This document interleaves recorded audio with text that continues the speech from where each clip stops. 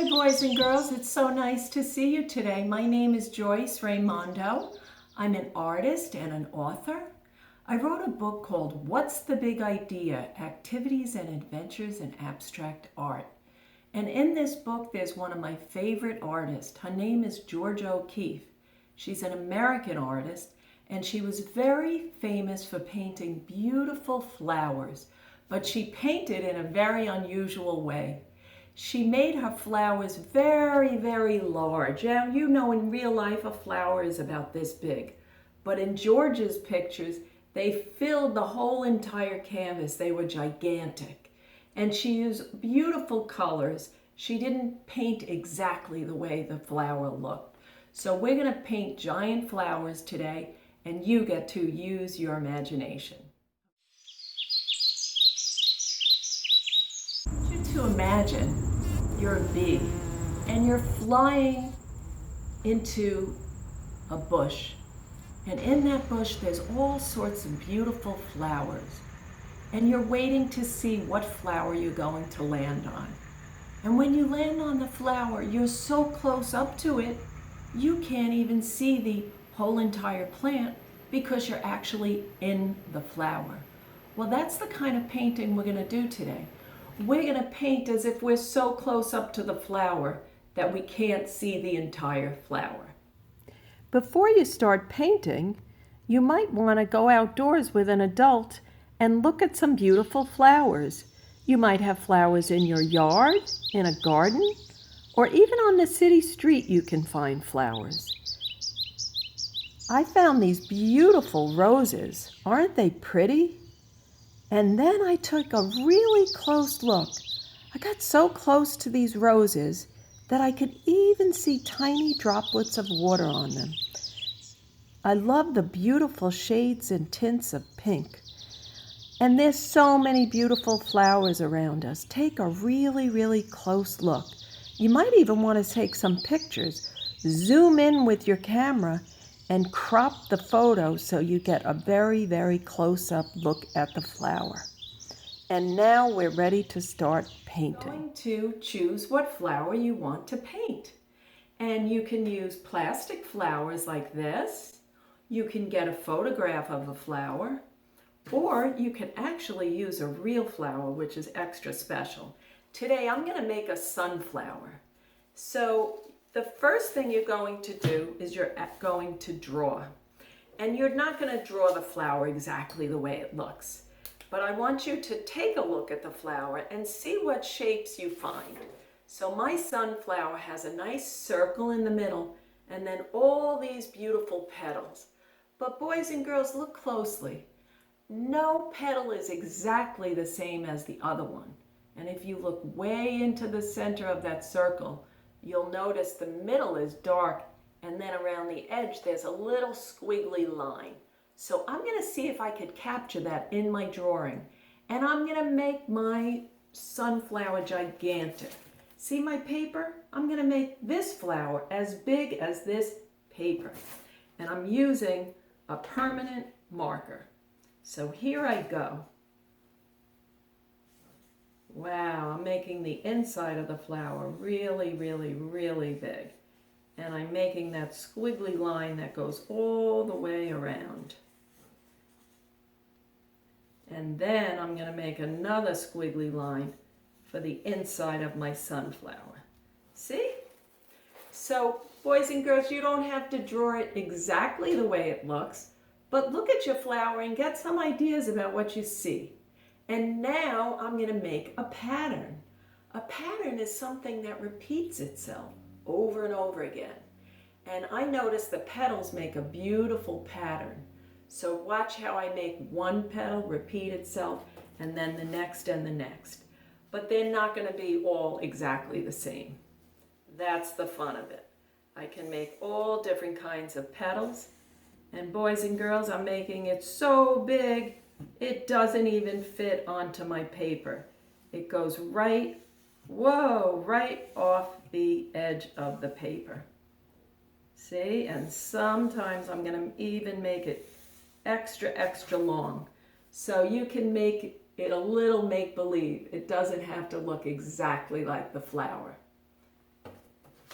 Notice I'm drawing with what's called a permanent marker.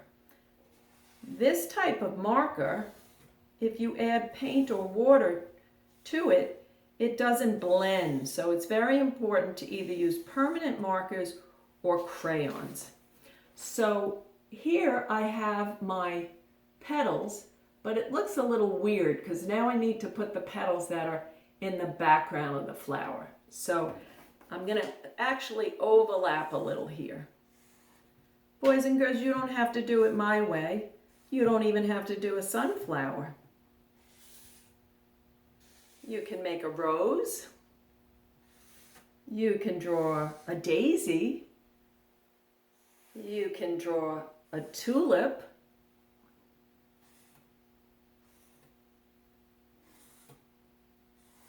Or a lilac.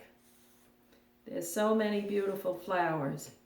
Wow, look at all those petals, boys and girls. Should I add a few more? Yeah, I think so. This is fun.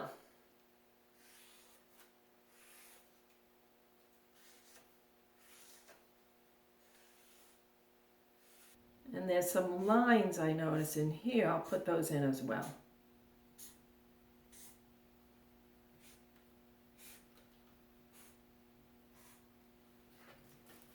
So there's my sunflower. Do you see how the sunflower is gigantic? It doesn't even fit on the painting. Now I'm going to start to paint it in. Here's what you'll need to get started painting. Of course, you're going to need brushes, and I like to have different sizes, small, medium, and large, and a fresh cup of water. And I'm using tempera paints, and I put them in cups. They're water-based paint. And a rag to wipe off your brushes. And this is called a palette. This is where I'm going to mix my colors. I'm using a disposable palette that I bought in an art supply store. You could also use wax paper or even a paper plate. Okay? I want to show you some basic painting tips. When you paint, you can scoop some of the paint from the cup onto the palette, and this way you can mix some of your colors. Now before I put this red brush into the blue, I'm going to wash it. So stir it around in your water and then wipe it off. I'm using primary colors. I have red, blue, and next I'm going to use yellow. And from these three colors, believe it or not, did you know you can mix all the colors in the world? Pretty amazing, huh? You know, boys and girls, what color do I need? Orange. I'm going to scoop up a little red and a tiny bit of yellow. And look at the beautiful orange that I get. Oh, I need a little more yellow, huh? Do you know how to mix purple? Did you say red and blue? That's right. Let's see what happens when I mix blue with red. Ooh, I get a pretty purple, huh? Nice. And what if I want green? Do you know what colors do I mix to get green? Let's try a little touch of blue with some yellow. Whoa, now I have all my colors. Yellow, blue, red, and secondary colors, green, orange, and purple. And I can also make lots of tints by adding some white. So let's see what happens. Scoop that out. When I mix some white with just a touch of red. Oh, I get a beautiful pink.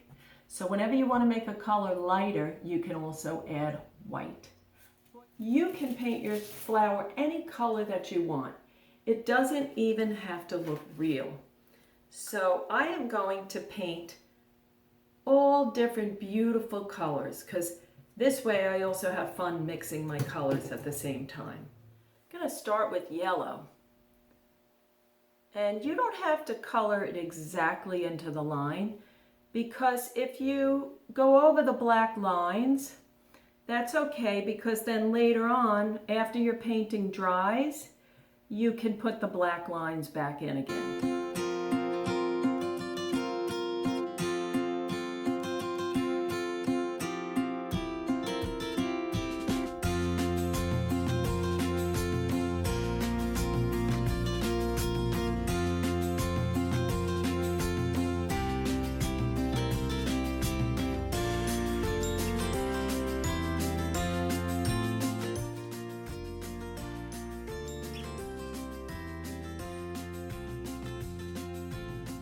My yellow petals, they sure are pretty.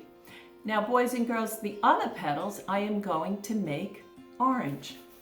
Do you remember what colors we mixed for orange? We have some yellow, and I am going to scoop out of my red cup. And you know, when we mix yellow and red, we are going to get, ooh, pretty orange. I like that color.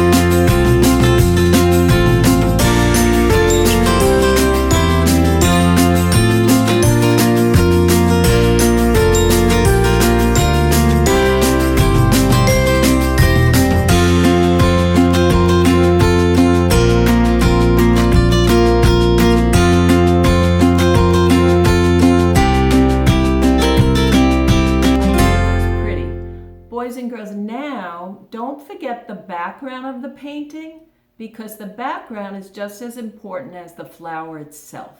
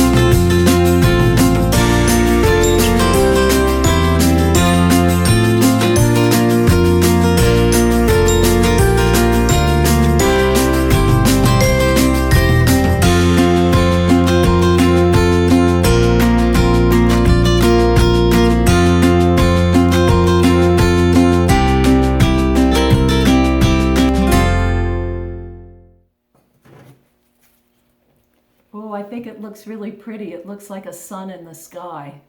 Now for the inside of the flower, in real life, my sunflower is brown and sort of almost like a dark, dark black. But I'm not going to make brown because I like bright colors. So what I'm going to do is I am going to make a purple now. So I'm going to take my palette, and do you remember what two colors I mixed to get purple? That's right, I'm going to use blue, and I'm going to scoop some red, and then I am going to gently mix it together. Whoa, that's a pretty dark, dark purple. Isn't it pretty? Now, if you want it to be a little lighter, then you can add a little more red to it. Oh, I kind of like it. I think it's really pretty. I am going to paint this shape right in the middle, a nice dark purple. Isn't that pretty? And you know I need my small brush. I'm going to use a really tiny brush this time.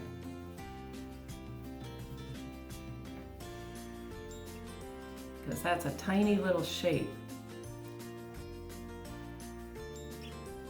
And this part I want to be a little lighter. And boys and girls, this is where it's fun. You can mix all sorts of tints. A tint is what you get when you mix white with a color. So watch what happens when I scoop out some white. I'm going to scoop it out with a clean brush so it doesn't get my white cup mixed up. And I'm going to scoop up some white, and now I get a nice light purple. Isn't that pretty?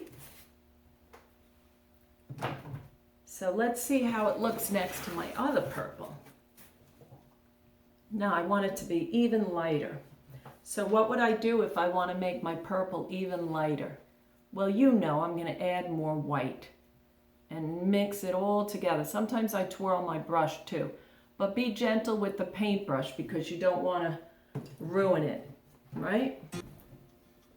And now, oh, look how pretty that is.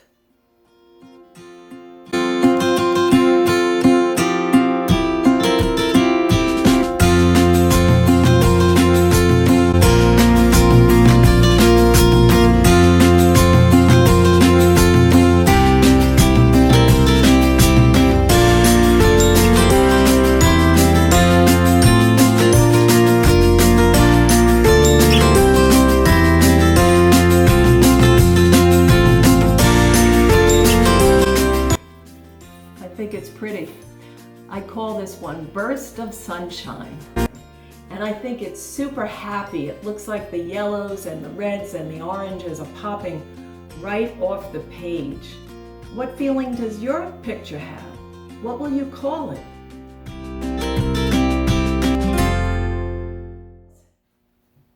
Now I have another idea for you that you can try another day. Go out and find something in nature that you like to paint. I live near the beach, so I collect shells. Maybe you live near the beach too, or maybe you can find a leaf or even a piece of wood, as long as you're safe and you're with an adult. Now, I happen to have these beautiful shells, so I'm going to paint a shell. And just like George O'Keeffe, I'm going to look for patterns in the shell. So this one has a nice spiral pattern. Isn't that pretty? And this one has a pattern that is like a fan. I like that one too. This one's really interesting. It has a spiral, but there's little spikes all around it. I think I'm going to paint this scallop shell. And I'm going to make a beautiful fan. But just like the flower, I'm not going to paint it tiny like this. I'm going to blow it up. And I'm going to make it go way off the page. We're going to work with watercolor. And we're going to do a really fun technique called watercolor resist. So you're going to need oil pastels or crayons. Oil pastels work better for this project. So I'm going to draw, and again I'm going to make my shell really, really gigantic. So here we go. I'm going to put the shell here, and I'm going to draw so it goes way off the page. So, whoa, see how big that shell is? Goes way off the page, and there's the edges of it. Okay? You can't even see the shape of the shell. Now I'm going to draw all the lines that fan out from the center. And because this is imagination, it might be fun if I make each line a different color. So I'm going to start here, and I'm going to make a purple one. When you do this, press really, really hard with your crayons, but don't break the crayon, of course. And I'm going to make a dark purple one. And what other color? Oh, I have pink. I'm going to make a pink one. Do you see how I'm creating a pattern? They're sort of like stripes. And I started out by looking at the shell, but then I changed it around and I made the shell really, really, really big. So I'm going to put one more line in the middle, and I think I'll make that one orange. So then, boys and girls, after you do this, you might want to actually go back over the lines so that they're really, really thick and very, very easy to see. You don't want to draw really, really lightly with this. And I'll show you why in a minute. So those are my oil pastels. And that's the beginning of my artwork. Now I'm going to actually paint right over the lines. And I'm going to use watercolor. So with watercolor, you can make a color lighter. You don't even have to add white. You can make a color lighter by actually adding more water. So I am going to start with some orange. And here's my watercolor set. Do you see how I'm going right over the lines? Okay? And the lines show up because it's called resist. They resist the water. So add a lot of water, okay? And then you can drop the color in. Do you see? And my lines still show up. And then I can mix in other colors as well. So wash off your brush, wipe it off. Let me try purple. Let's see how that works. Boys and girls, don't forget you need to put you see how the line shows up there? And you need to put a lot of water with this, but not too much. If you put too much, it's just going to be a mess. Oh, that looks so pretty. This is going to be my rainbow shell. See? And what other color should I use? Wash off my brush. Let me try this pretty turquoise. This looks really pretty. Wow, and I can even blend it with my purple. That looks so pretty.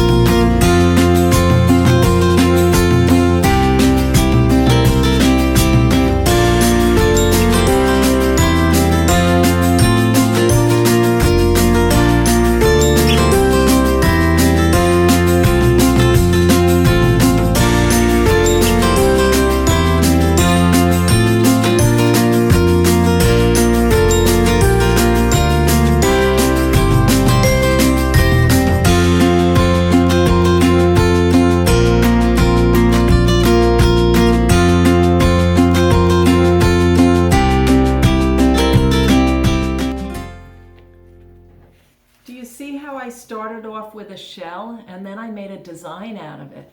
This is called abstract art because the shell actually became shapes, lines, and colors.